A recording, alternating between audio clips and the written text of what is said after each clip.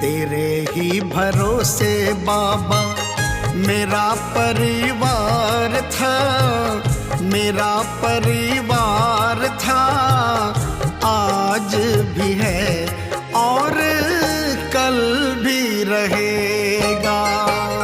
तेरे ही भरोसे बाबा मेरा परिवार था, मेरा परिवार था, आज भी है और कल भी रहेगा। तेरा ही सहारा मुझको, तेरा ही आधार था, तेरा ही आधार था, आज भी है